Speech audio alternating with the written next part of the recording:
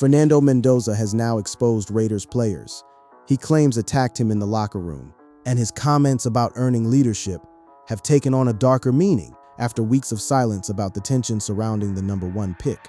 The rookie is finally naming the veterans involved and describing how things escalated behind the scenes. Before Fernando Mendoza ever set foot inside the Intermountain Health Performance Center in Henderson, Nevada, a warning had already been issued. An NFC scouting director publicly warned of a culture shock when Mendoza hit a real locker room. Not a maybe, not a might be difficult, a culture shock. As if the quarterback who just led Indiana to a 16-0 season and a national championship somehow wasn't ready for what professional football had waiting for him behind closed doors. Then came the next blow. A scout told Athlon Sports that Mendoza had mailed it in at every step of the process. Every step. The combine, the interviews, the pro day. According to this unnamed evaluator, the kid who won the Heisman Trophy didn't even try. And if that wasn't enough, a former NFL evaluator went on record with a 26-game film study and slapped Mendoza with an undraftable grade, 26 games of tape, and his conclusion was that Fernando Mendoza didn't belong in the NFL. These weren't random fans on Twitter. These were people in the business of evaluating football players for a living. People with access to front offices. People whose opinions carry weight. And they were all saying the same thing in different ways. This guy isn't what you think he is. Now, context matters here. Mendoza became the 5th Heisman Trophy winner to be drafted by the Raiders organization, joining Marcus Allen in 1982, Bo Jackson in 1987, Tim Brown in 1988, and Charles Woodson in 1998. That's a lineage that would make most franchises protective of its newest member. But the Raiders have also been a franchise that has been burned before. Jamarcus Russell was handed the job without being ready for it, and he never recovered from that. That ghost haunts every quarterback who walks through the Raiders' doors. So here was Mendoza, a 6'5", 225-pound quarterback from Miami, Florida, a kid who started his college career as a 2-star recruit at Cal Berkeley, transferred to Indiana, and in one season became the consensus best player in college football. In a season that saw Indiana win its first national championship in program history and go 16-0 in the process. Mendoza totaled 3,535 passing yards, 41 passing touchdowns, 6 interceptions, and a 182.9 passer rating while completing 72.0% of his passes. He also won the Heisman Trophy and Big Ten Offensive Player of the Year. And despite all of that, the knives were already out. The question was never about what Mendoza did in college. The question was about what would happen when the locker room door shut behind him in Las Vegas. The most surgical strike against Mendoza came from someone who didn't even have the courage to put their name on it. After the draft, ESPN's Adam Rittenberg collected post-draft commentary from college coaches, and one ACC coach delivered a quote that cut through the noise like a blade. The ACC coach said, "He's a good decision maker, but I don't think he's got the NFL traits. They're all back shoulder throws. That's not working in the NFL. His receivers made plays to make him look better than he is. In the NFL, those throws are getting picked off." Read that again. A college coach, someone who was supposed to be a peer, someone who watched Mendoza carve through ACC defenses when he was at Cal, came out after the draft and essentially called him a fraud. Not before the draft, when it might have affected his stock after, when the only purpose it served was to undermine his arrival in Las Vegas. And here's where it gets interesting.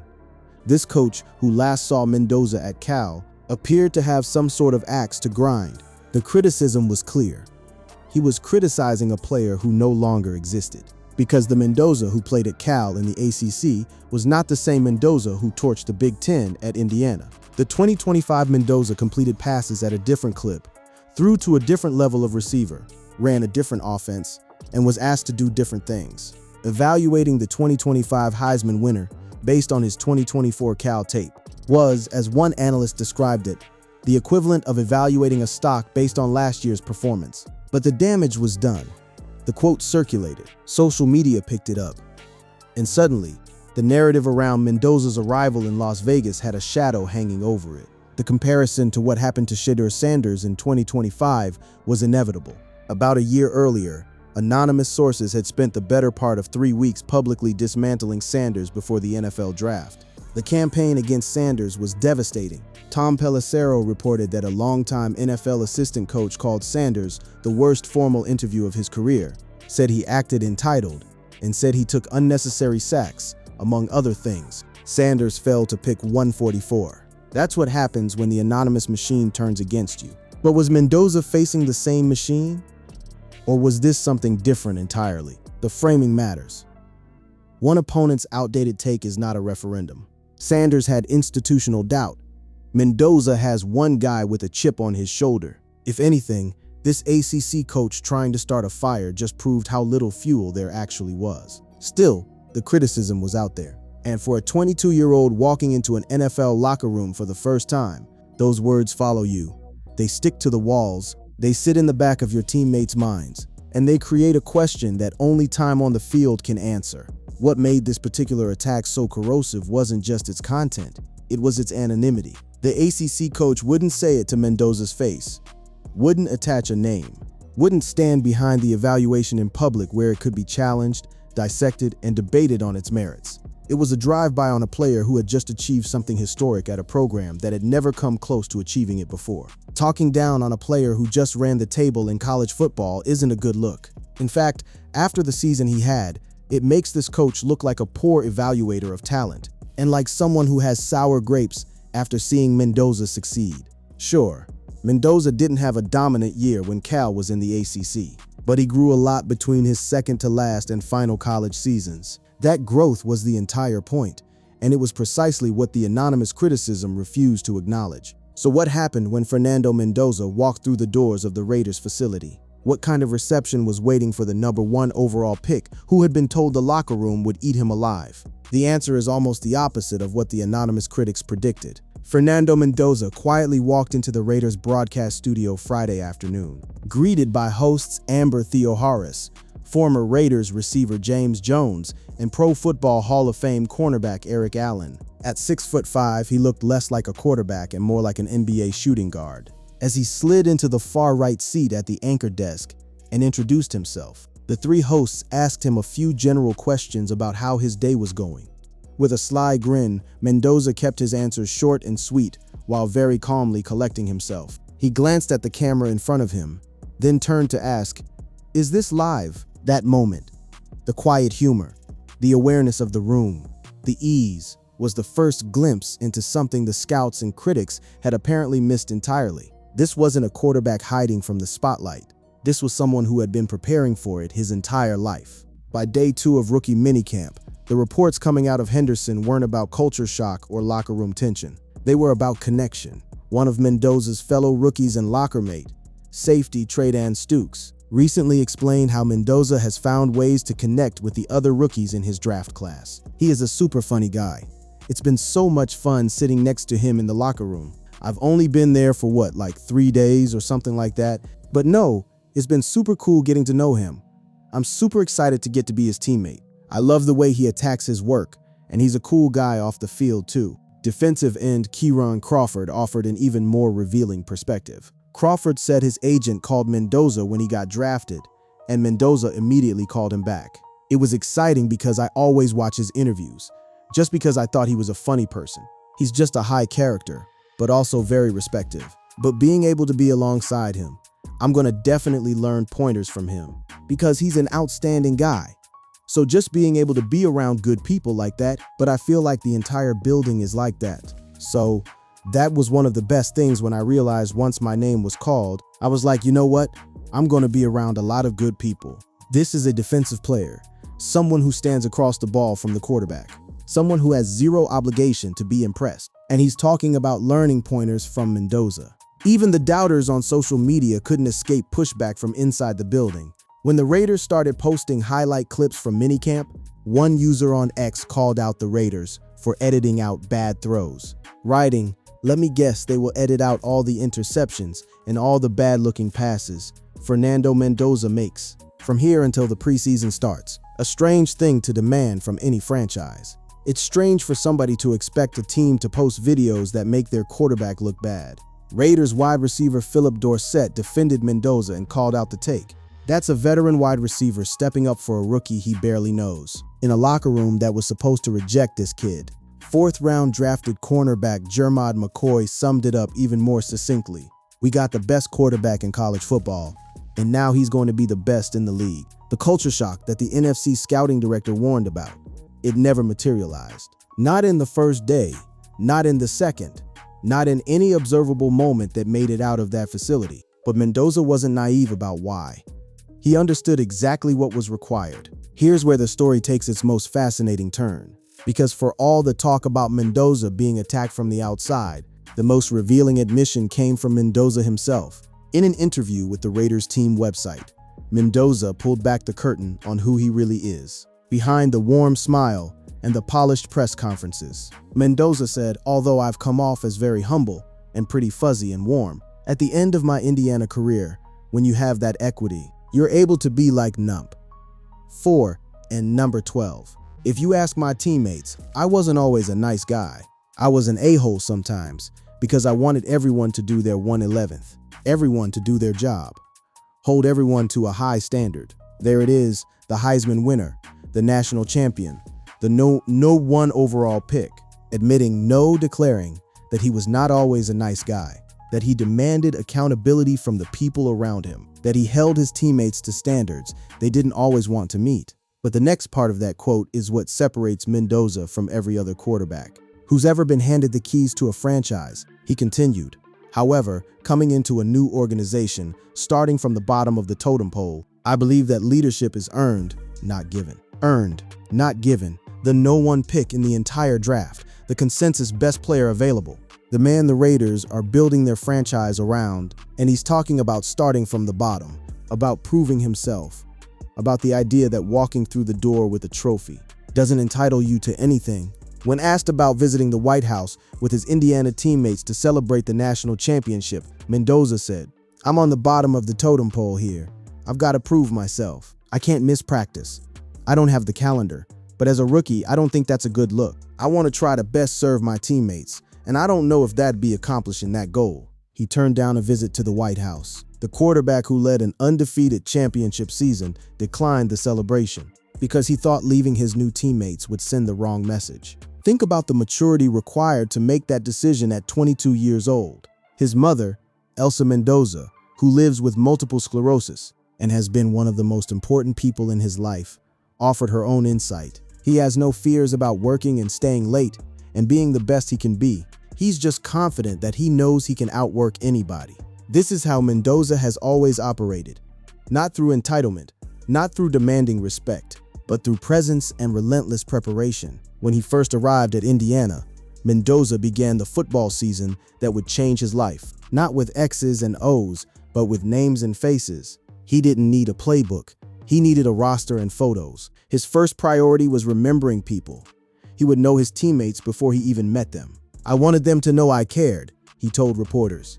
"Doesn't matter who you are. If you're on this team, I want to know you. I want to serve you." That approach, learning every single name before the first practice, memorizing every face, making sure each walk-on and each five-star felt seen, built the equity that later allowed him to hold people accountable, to be the a-hole when the standards slipped, to push when pushing was uncomfortable. And now in Las Vegas, he was resetting the clock to zero. No equity, no built-in trust, just work.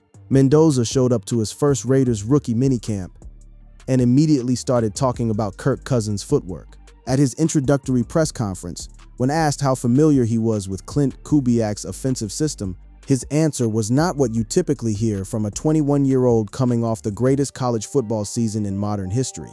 He won a Super Bowl last year, so I saw a lot of him. Seeing Kirk Cousins do it back in Minnesota, seeing Sam Darnold do it last year in Seattle, seeing the application and how it's supposed to be executed, what it's done at a high level, is really beneficial for my development. He wasn't talking about himself. He wasn't talking about his Heisman. He was talking about the veteran quarterback's footwork and how the offense had been executed at its highest level. Most guys in his position are still riding the wave. Mendoza was already watching film on footwork. The contrast between what the anonymous critics predicted and what actually unfolded inside that building could not have been more severe. They said he'd face culture shock. He memorized names. They said the locker room would test him. His locker mate called him super cool. They said his back-shoulder throws wouldn't work in the NFL. He started studying under-center footwork before the team even asked him to. So here we are. Fernando Mendoza walked into the Las Vegas Raiders locker room, carrying the weight of anonymous criticism, the skepticism of unnamed scouts, the doubts of at least one ACC coach with a grudge, and the inevitable comparisons to every quarterback the Raiders have fumbled over the past 2 decades. The question the title asks is whether Mendoza exposed the people who attacked him. The answer is layered, and it's more damaging to the critics than any press conference soundbite could be. Start with the ACC coach. This coach, who last saw Mendoza at Cal, was criticizing a player who no longer existed. The 2025 Mendoza completed passes at a different clip, threw to a different level of receiver, ran a different offense, and was asked to do different things. Treating those 2 players as the same prospect is the analytical equivalent of evaluating a stock based on last year's performance. The criticism wasn't just wrong, it was outdated. It was fossilized. And by the time it went public, Mendoza had already been drafted number 1 overall, making the coach's evaluation a historical footnote that said far more about the evaluator than the evaluated. Now look at the NFC scouting director who warned about culture shock. After day 2 of rookie minicamp, one thing became increasingly clear. Mendoza is just one of the guys, with a quirky and endearing sense of humor quickly picked up on by his teammates. There was no culture shock. There was no hazing. There was no cold shoulder. There was a 22-year-old who walked into a room of strangers and made them feel like they'd known him for years. Look at the scout who said Mendoza mailed it in. During his 3 seasons, 2 at Cal and 1 at Indiana, Mendoza took just 5 snaps from under center. Kubiak's play-action offense uses under center reps at one of the highest rates in the league. Getting the steps down and learning to have his head briefly away from the defense during play-action calls would be new for Mendoza.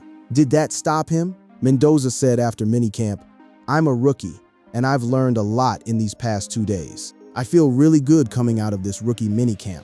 The man who allegedly mailed it in was the first one studying film, the last one leaving practice, and the only rookie quarterback in that building, breaking down another quarterback's footwork before he was asked to. And then there's the broader picture, the Raiders themselves. The Raiders have spent years looking for a quarterback who treats the position like a craft. Derek Carr became a casualty of dysfunction. Jimmy Garoppolo was a stopgap. Aiden O'Connell was a hope and a prayer. Not one of them walked in the door feeling genuinely hungry to prove something from day 1. Mendoza does. Mendoza still has a lot to prove, but he should be the future of the Raiders. He's the first quarterback they've used a first-round pick on since 2007, so the expectations are very high.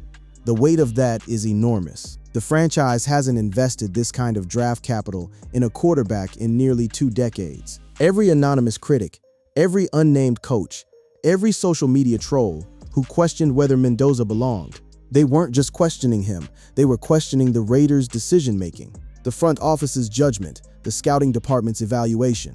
Raiders general manager John Spytek has repeatedly said Mendoza's character was one of the biggest reasons he had no trepidation about taking Mendoza first overall. Spytek was particularly impressed by Mendoza's relationship with his offensive linemen while in college at Indiana, which included weekly get-togethers on Sunday to watch the NFL. He's laying the groundwork for similar camaraderie in Las Vegas. The Raiders knew what they were getting. They did their homework. They talked to his teammates, his coaches, his family. They watched every snap of tape. And they didn't just draft him. They built their entire rebuild around him. Mendoza enters the NFL as the 2026 first overall pick and a Heisman winner. Owner Mark Davis has signaled a complete franchise rebuild for the Raiders. Davis has already called Mendoza exciting and is talking long-term growth in the same breath. The people who attacked Fernando Mendoza didn't expose a weakness. They exposed themselves. The ACC coach exposed the limits of his own evaluation. The NFC scouting director exposed how wrong pre-draft speculation can be. The social media critics exposed how easy it is to doubt someone you've never met. And Mendoza, he exposed the gap between what people say about you and what you actually are. At the end of the day, this is still a rookie who hasn't played a single snap of regular season football. The rookie quarterback will start the season on the bench behind veteran quarterback Kirk Cousins. There are real challenges ahead, learning the under-center offense, facing NFL-caliber defenses, handling the grueling 17-game schedule. None of that is guaranteed to go well, but the early returns from inside that locker room tell a story. That contradicts every anonymous critic who tried to undermine Mendoza before he even had a chance. If you have imposter syndrome, it means you're doing it right, Mendoza once said. You care. Fernando Mendoza cares. And the people who tried to take him down before he started? They're the ones who should be worried now.